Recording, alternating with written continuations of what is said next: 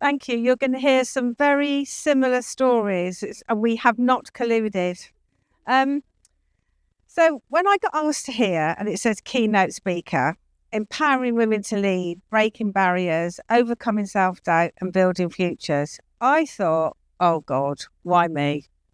What have I done in this leadership space? I had absolute immediate imposter syndrome. You know what? I am 66 years old. I have my pension. Woohoo! I should have grown out of this by now. But you know what? I haven't. So is it me as a person, or is it me as a female who's had to grow up in a world where women have really had to fight to express themselves and get rights and recognition? And I think it's probably the latter. It made me think of other people. And I always think of this person when I start thinking about inspirational things. I always think of Michelle Obama. And I'm going to tell you why. Because she made her own space. She made her own role. She's inspired other females, other young girls in America, especially women of colour, who can look at her and think, I can do that. And she also recognised that you can't do things on your own. When she said you have to build a village to raise a child, it's exactly the same as women. We have to build our own villages and our own support networks. But we don't all have a Michelle Obama as an auntie.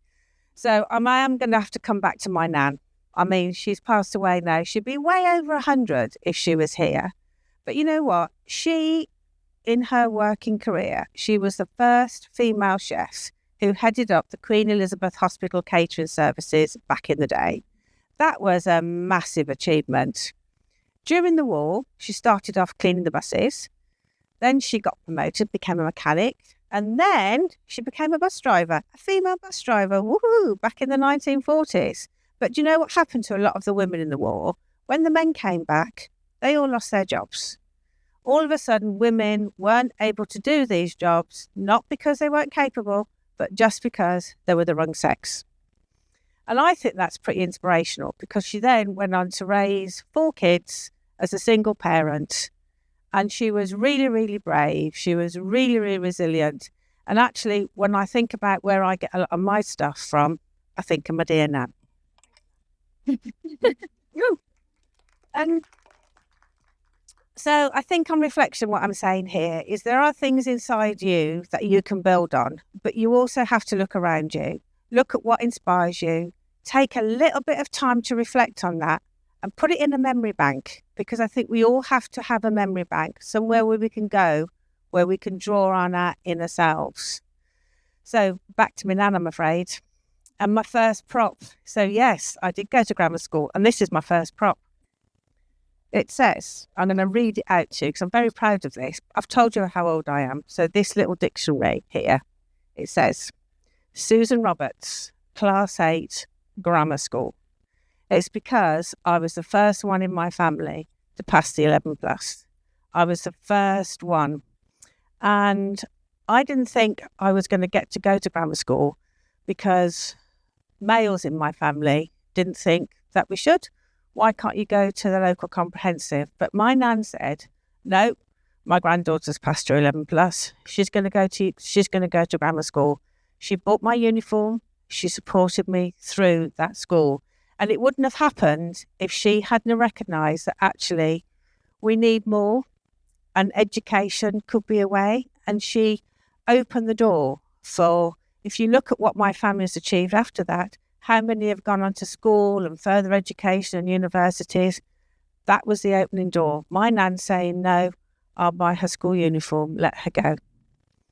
When I got to 16, the same happened again. I wanted to stay at school to do my A-levels. I am going to say this because it didn't happen in my family. Families were bought to bring up their women, and we were meant to leave school at 16. We were meant to go and get a job. We were going to meet someone. We were going to get married, and we were going to have children and become a mum. Nothing wrong with that role at all, and I'm very proud to be one. But I wanted more. And again, my nan said, no, you let her go to grammar school, and you stay on at school now, and you get your A-levels. And then I went on to college, the first one.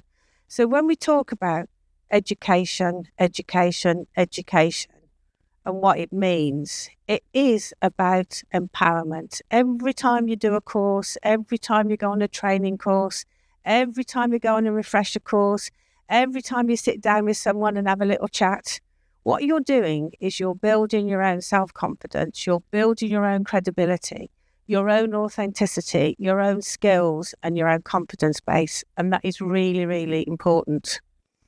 But it isn't all about education.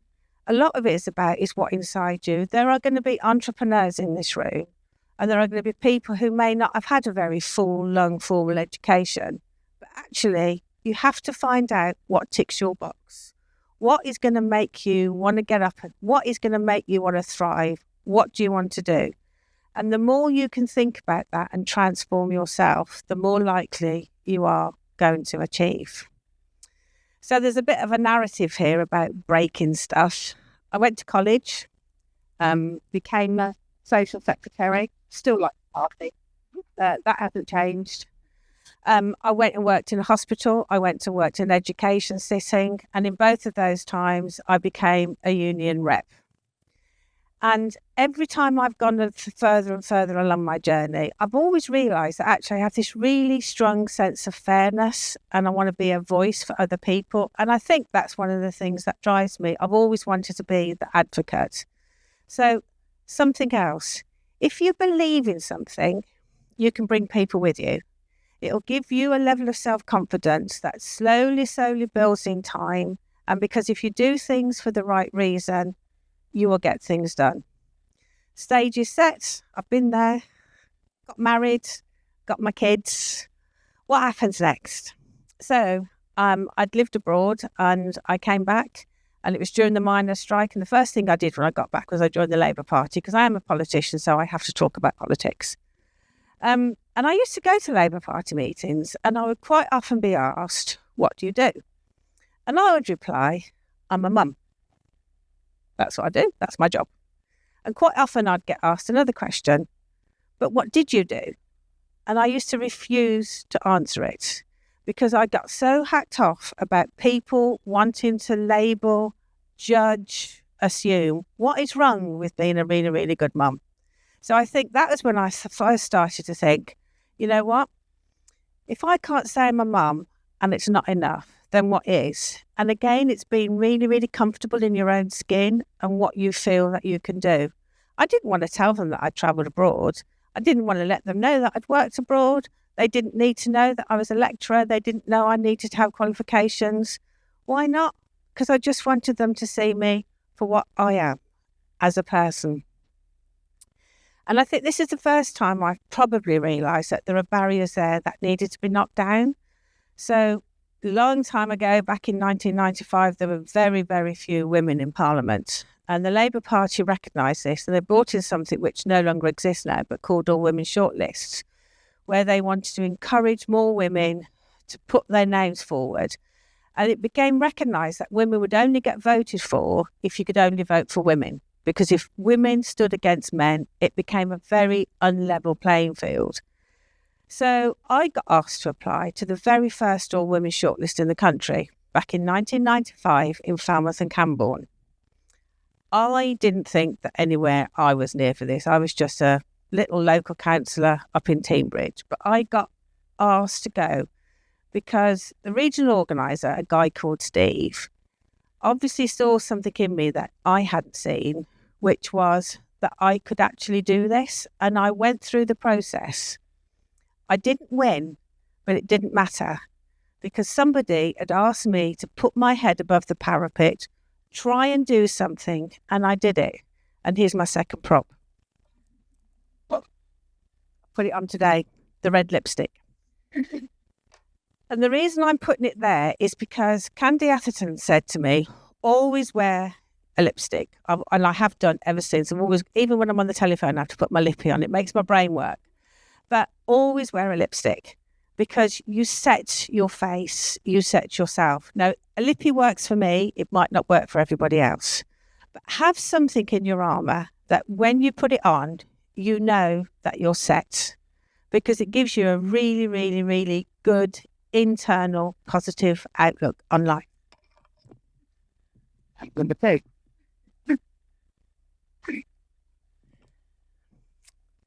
Sometimes I think as well, and I'm repeating something Julie said, it's good voluntarily to put yourself in situations where you feel really uncomfortable, because you will build up your own then internal resilience and confidence. When my kids were about 5 and 7, I was working part-time and I got asked to join a Women's Challenge outdoor activities group.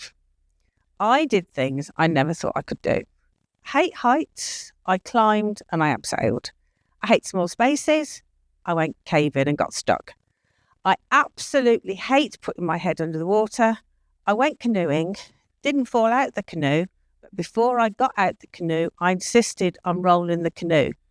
Because if I didn't, the next time I got in that canoe, I'd still be just as scared as going under the water. So my lesson there is, put your mind to it. If you see a barrier in front of you, don't give up. Work at it. You can either overcome it or you learn to deal with it. That's the only things you can do.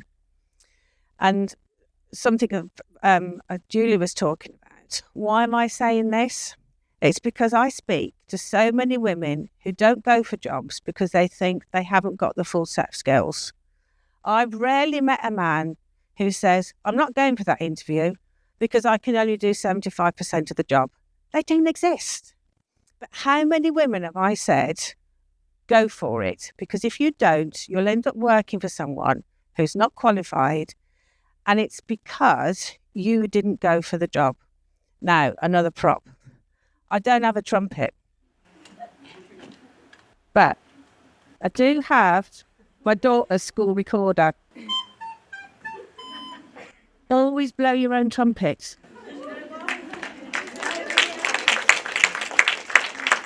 Nobody else is going to do it for you. If you don't blow your own trumpets, as I say, nobody else will do it for you. And don't be scared to do it.